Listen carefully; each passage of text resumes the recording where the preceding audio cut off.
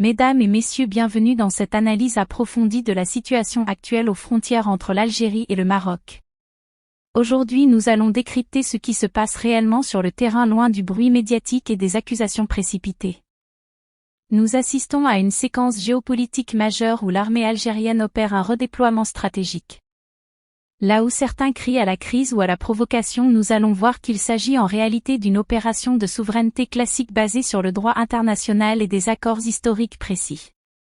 Pour comprendre les événements récents, il faut d'abord regarder la carte et l'histoire. Nous parlons ici de zones frontalières spécifiques, notamment dans la région d'El Arja, province de Figuig. Ces derniers jours, des images et des rapports ont circulé montrant l'armée nationale populaire algérienne prendre position dans certains secteurs. Immédiatement, la machine médiatique marocaine s'est emballée. On parle de provocation, de tirs d'intimidation et d'une volonté d'entraîner la région dans un conflit armé. Mais qu'en est-il vraiment ? Lorsque l'on analyse les faits avec froideur et objectivité, la réalité est tout autre. Ce que nous observons n'est pas une invasion ni une agression, mais une restauration de l'autorité de l'État sur ses propres terres. Il est crucial de rappeler que ces opérations se déroulent sur le territoire algérien. L'armée ne fait que récupérer et sécuriser des zones qui, selon les tracés officiels et les accords internationaux, appartiennent légalement à l'Algérie. Nous faisons référence ici de manière très précise à la convention relative au tracé de la frontière d'État établie entre le Royaume du Maroc et la République algérienne démocratique et populaire signée à Rabat en 1972. Ce texte est la base juridique indiscutable de la frontière actuelle. Le récit propagé par certains médias voisins tente de dépeindre l'Algérie comme l'agresseur. On nous dit que l'armée algérienne cherche à provoquer des affrontements, à semer la peur chez les habitants locaux et à déstabiliser la région.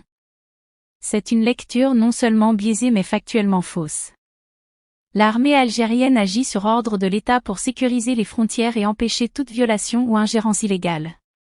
Pendant des années, certaines de ces zones ont été exploitées par des agriculteurs voisins dans une logique de laisser-faire et de bon voisinage. Cependant, la souveraineté nationale exige que les frontières soient clairement définies et contrôlées, surtout dans un contexte régional où la sécurité aux frontières est devenue une priorité absolue. Prenons l'incident spécifique mentionné par la presse marocaine concernant des tirs lundi dernier près de la région d'El Arja. Les médias ont parlé de tentatives d'intimidation contre des paysans. La vérité opérationnelle est différente. L'armée algérienne, dans le cadre de ses missions de marquage et de sécurisation, a effectué des tirs de sommation ou de signalement, procédure standard dans le domaine militaire pour délimiter une zone d'intervention. Il n'y a eu aucun ciblage de civils. Aucune violence. Les sources locales qui ont alimenté la presse étrangère ont tenté de dramatiser une procédure de tracé de frontières pour en faire un incident diplomatique. Mais il faut être clair, tout État a le droit inaliénable de défendre ses terres et de marquer son territoire. L'analyse géopolitique de cette situation nous montre une divergence de narratifs. D'un côté, nous avons une armée professionnelle qui applique la loi et les accords de 1972. De l'autre, une tentative de manipulation de l'opinion publique visant à faire passer l'application de la loi pour une agression.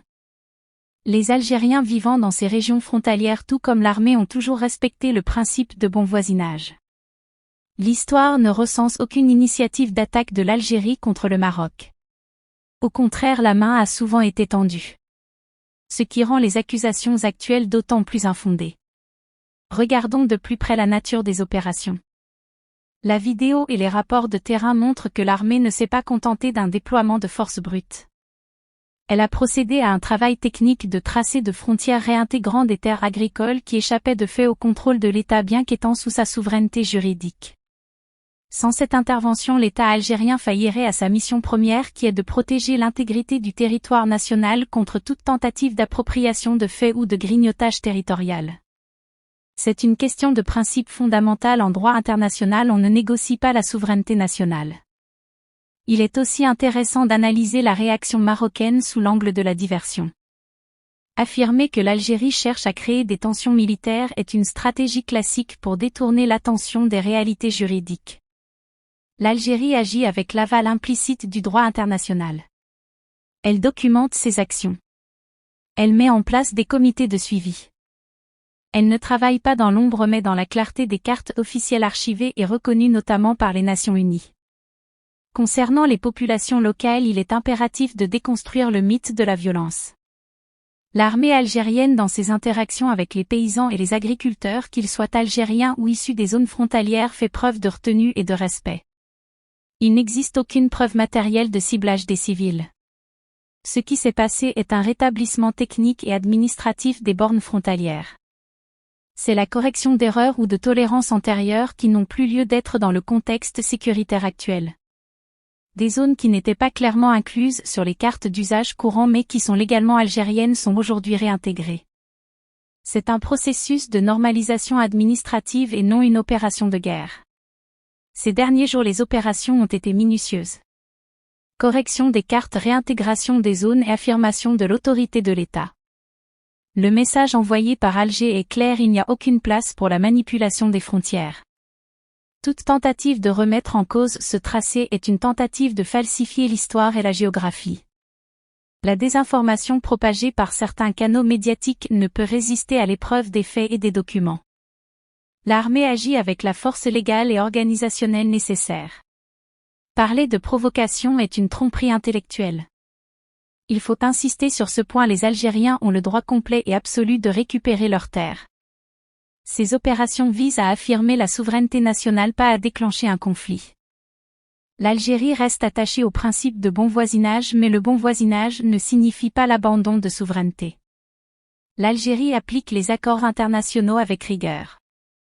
Même après ces mouvements et face à la propagande adverse, l'État algérien a mis en place des mécanismes de surveillance pour garantir les droits des citoyens et protéger les terres agricoles. L'objectif est aussi d'informer la communauté internationale de la réalité du terrain.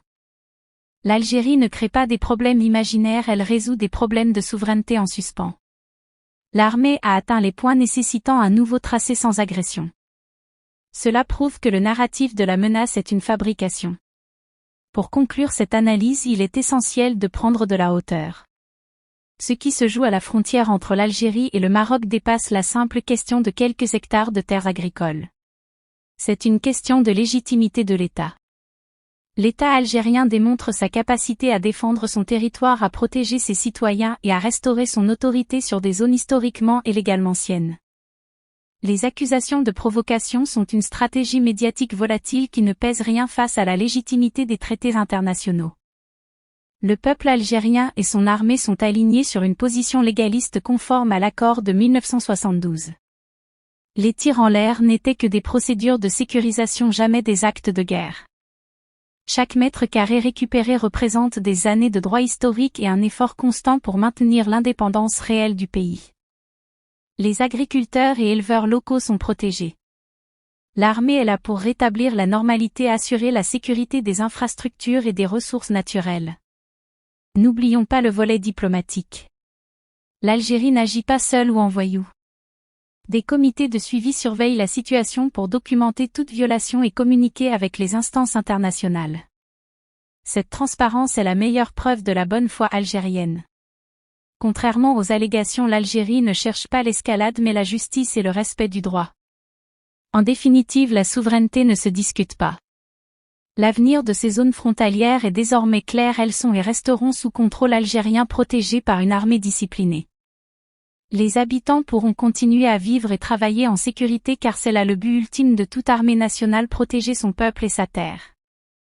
Les tentatives de falsification de la vérité échoueront face à la réalité des cartes et à la détermination de l'Algérie à défendre chaque centimètre de son territoire dans l'appel à sécurité et la légalité.